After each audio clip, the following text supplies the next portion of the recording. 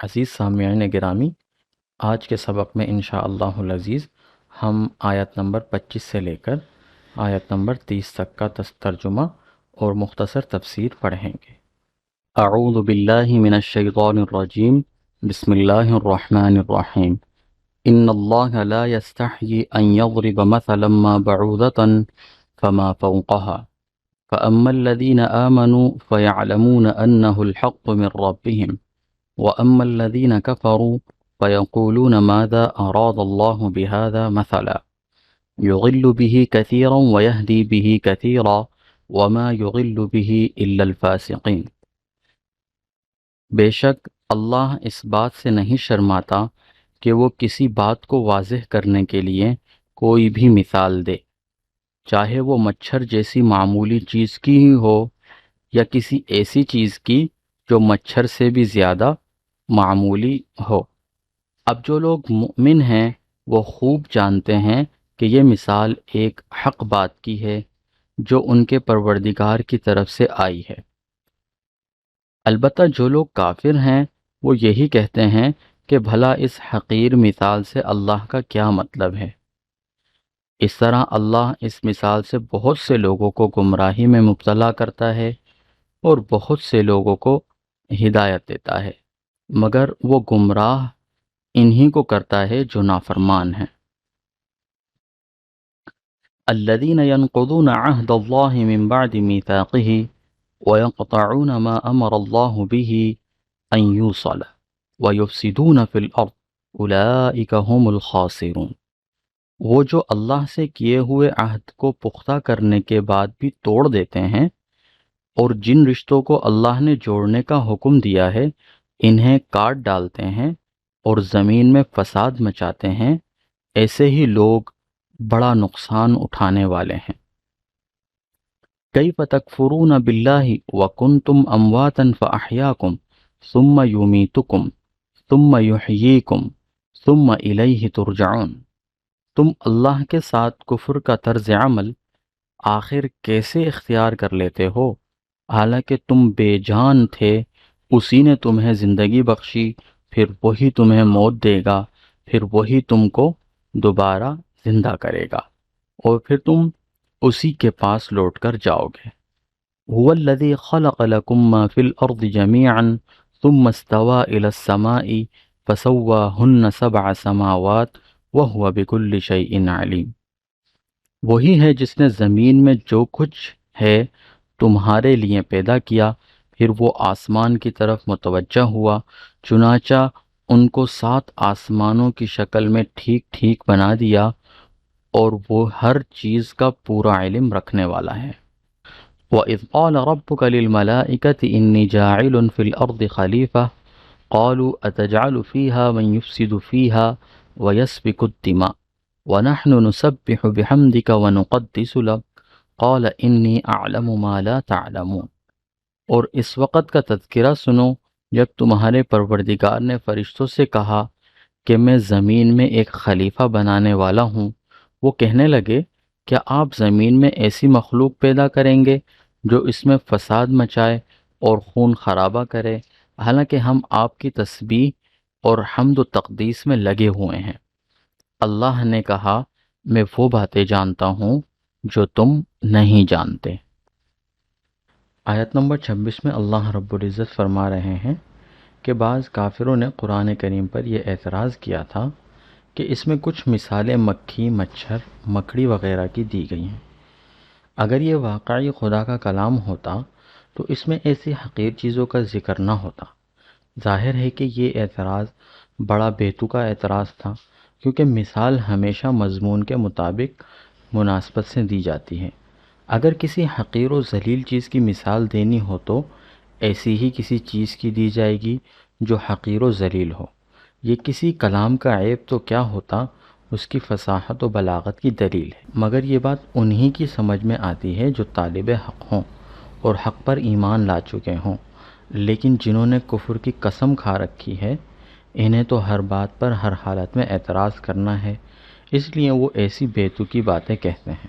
آگے اللہ رب العزت فرما رہے ہیں یضل بہ کثیرا ویہدی بہ کثیرا، کہ اللہ تعالیٰ اس اللہ تعالیٰ اس کتاب کے ذریعے بہت سو کو گمراہ کرتے ہیں اور بہت سو کو ہدایت کرتے ہیں اور بہت سو کو ہدایت دیتے ہیں۔ وما یضل بہ الا الفاسقین، مگر وہ گمراہ انہی کو کرتا ہے جو نافرمان ہیں۔ یعنی قرآن کریم کی یہی آیتیں جو طالب حق کو ہدایت بخشتی ہیں، ایسے لوگوں کے لیے مزید گمراہی کا سبب بن جاتی ہیں جنہوں نے ضد اور ہٹ درمی پر کمر باندھ کر یہ طے کر لیا ہے کہ حق بات ماننی ہی نہیں ہے، کیونکہ وہ ہر نئی آیت کا انکار کرتے ہیں اور ہر آیت کا انکار ایک مستقل گمراہی ہے۔ آگے آیت نمبر 27 میں اللہ رب العزت فرما رہے ہیں الذین ینقضون عہد اللہ من بعد میثاقہ، کہ وہ جو اللہ سے کیے ہوئے عہد کو پختہ کرنے کے بعد بھی توڑ دیتے ہیں۔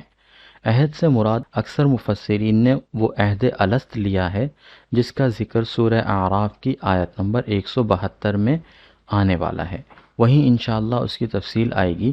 یہاں اتنا سمجھ لینا کافی ہے کہ اللہ تعالیٰ نے انسانوں کو پیدا کرنے سے بہت پہلے آنے والی تمام روحوں کو جمع کر کے ان سے پوچھا تھا کہ کیا میں پروردگار نہیں ہوں؟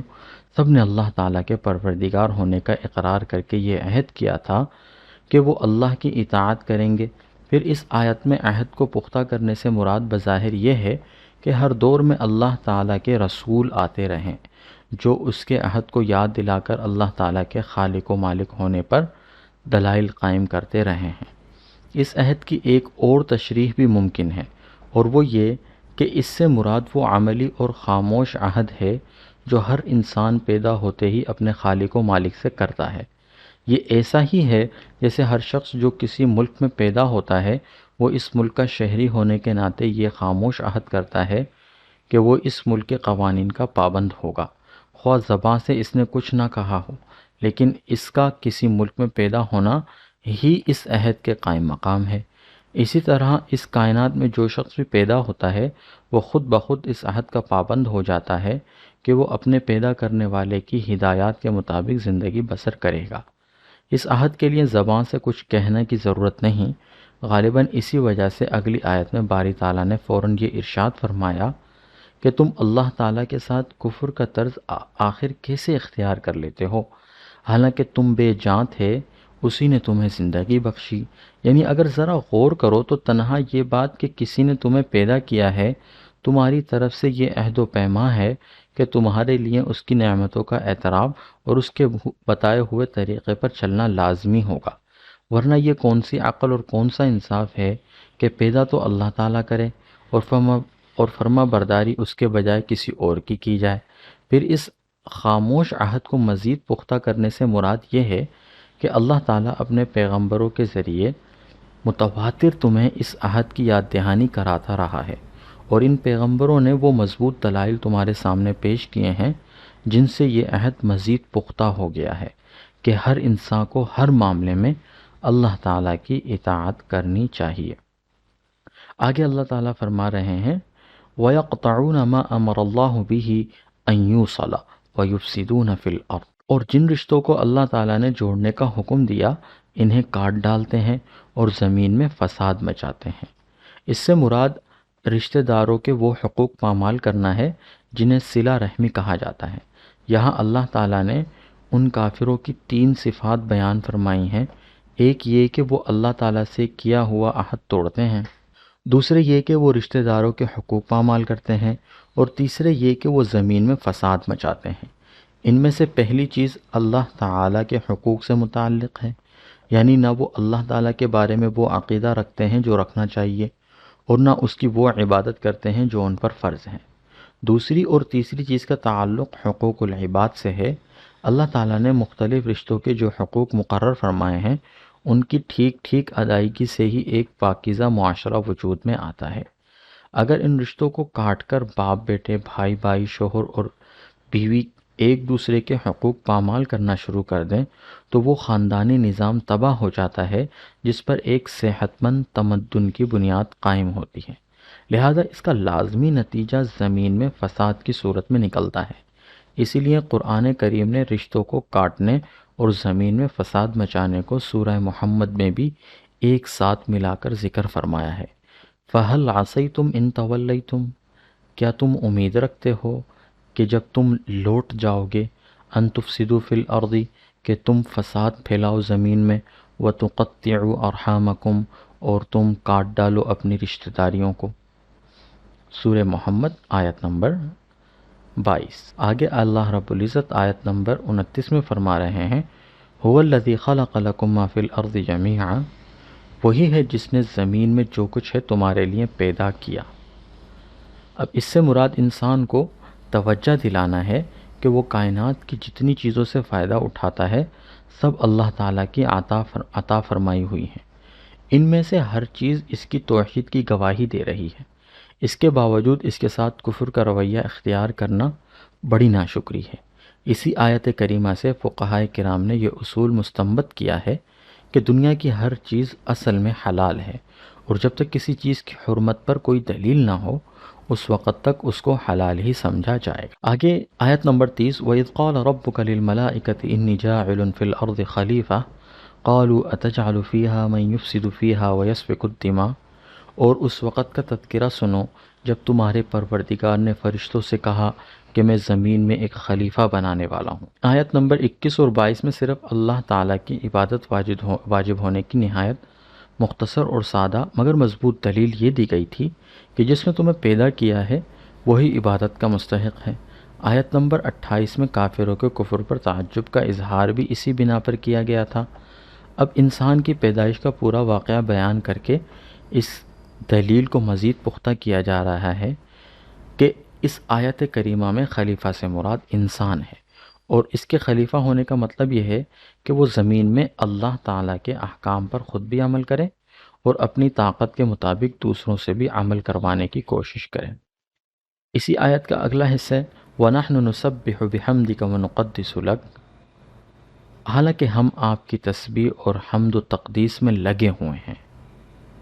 قَالَ إِنِّي أَعْلَمُ مَا لَا تَعْلَمُونَ، اللہ تعالیٰ نے کہا میں وہ باتیں جانتا ہوں جو تم نہیں جانتے ہو۔ فرشتوں کا یہ جو سوال ہے کہ آپ خلیفہ بنانے لگے ہیں حالانکہ ہم لوگ آپ کی حمد و تقدیس میں ہر وقت لگے ہوئے ہیں، اس سوال کا منشا خدا نخواستہ کوئی اعتراض کرنا نہیں تھا، بلکہ وہ حیرت کر رہے تھے کہ ایک ایسی مخلوق کو پیدا کرنے میں کیا حکمت ہے جو نیکی کے ساتھ بدی کی صلاحیت بھی رکھتی ہوگی، جس کے نتیجے میں زمین پر فساد پھیلنے کا امکان ہوگا۔ مفسرین نے یہ بھی بیان کیا ہے کہ انسان سے پہلے زمین پر جنات پیدا کیے گئے تھے اور انہوں نے آپس میں لڑ لڑ کر ایک دوسرے کو ختم کر ڈالا تھا، تو اسی بنیاد پر فرشتوں نے سوچا کہ شاید انسان کا انجام بھی ایسا ہی ہوگا، لہٰذا اللہ رب العزت سے سوال کر دیا، لیکن اللہ رب العزت نے انہیں فرمایا کہ میں وہ باتیں جانتا ہوں جو تم نہیں جانتے ہو، یعنی اس انسان کے پیدا کرنے کے اندر جو حکمتیں ہیں وہ اللہ رب العزت کو معلوم ہیں، اس کے علم کا احاطہ وہ خود ہی کر سکتا ہے، وہ تمام حکمتیں کسی اور کے علم میں آنا ناممکن ہے۔ آج کا سبق یہیں تک۔ السلام علیکم ورحمۃ اللہ وبرکاتہ۔